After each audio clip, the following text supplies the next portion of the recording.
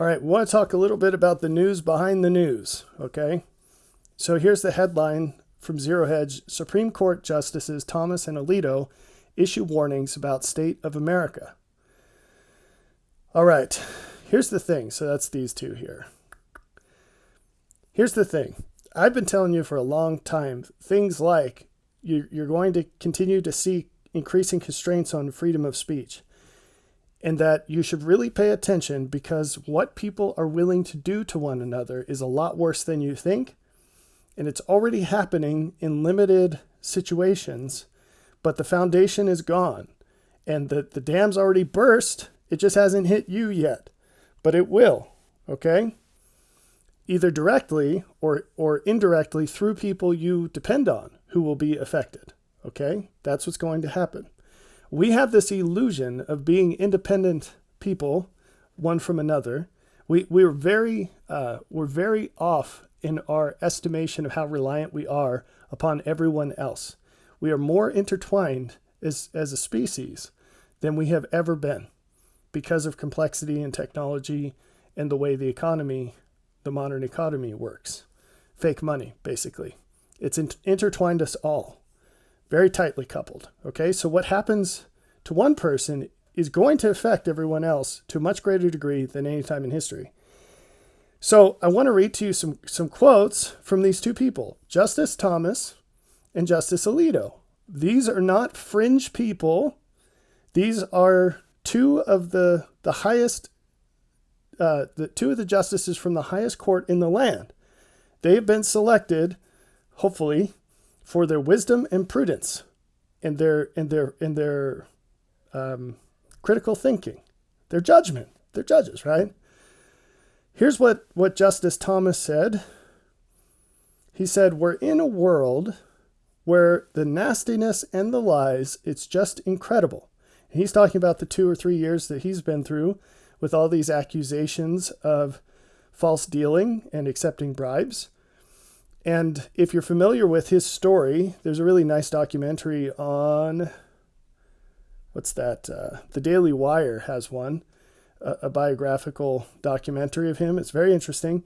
And if you're old enough, you remember in real time the hearings he went through to be appointed to the Supreme Court, which Joe Biden was presiding over.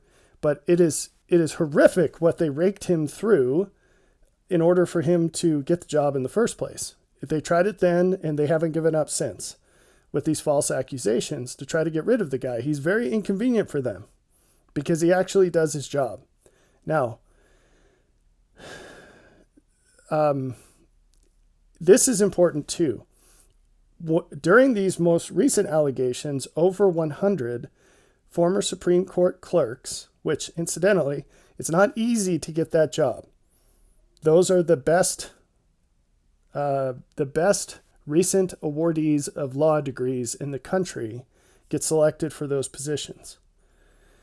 And so those highly meritorious people, 100 of them, put their names on a letter that defended his character. They called him a man of unwavering principle and unshakable. They called these attacks malicious and perpetuating the ugly assumption that the justice cannot think for himself. They are part of a larger attack on the court and its legitimacy as an institution. Now, and they say the picture they paint of the court and the man for whom we worked bears no resemblance to reality. Now, who would know better than anyone else how Justice Thomas does his job? Probably the people that work with him, right? And here's 100 of them saying that these accusations have no bearing on what we saw personally as boots on the ground. The people that would know the best are disagreeing, right? This is so important. And I made a video where I tried to address this. I'm not sure how well I did it, but the people who know need to stand up and say something when the accusations roll in. But instead, what they usually do is nothing. And one of the reasons they do that is cowardice, because they don't want to take the heat. They want the other person who's being attacked to receive all the heat. They don't want to join in with that. So it's fear. It's cowardice and fear. But these people, these stood up for him, and I think that's wonderful, right? as I would in any situation like this where someone's being accused by people who don't know, who have an agenda, an ugly agenda, and the people that do know stand up for that person. That's great. Okay? But coming back to the point of this, he's saying we live in a really bad time when people are just plain nasty and they're willing to lie to an incredible extent. That's what he said. Just the nastiness and the lies is just incredible. Okay? It's a world that seems mean-spirited, which he's being very nice about it. All right, what did Justice Alito say? These are on two separate occasions, but the same day. So they weren't related other than the fact that these two folks work together and they're both Supreme Court justices. So Justice Alito said at an address at a university, he said, let's see, troubled waters are slamming against some of our most fundamental principles, referring to freedom of speech. Support for freedom of speech is declining dangerously. Okay? So it's not just me, and I am certainly out I'm not in left field, but I'm out in a field on my own telling you certain things where there aren't other voices saying the same thing. This is not one of those topics. The erosion of free speech is a very real thing that the best and brightest people are talking about and worried about. They're concerned about this. Supreme Court justices are concerned about this. The fact that it seems maybe like something you're not hearing about from many people just tells you how compromised your channels of information are, how non-meritocratic those channels are. Do you get what I'm saying? If this sounds like the voice in the wilderness, someone saying, look, freedom of speech is on its way out and it's big trouble for everybody.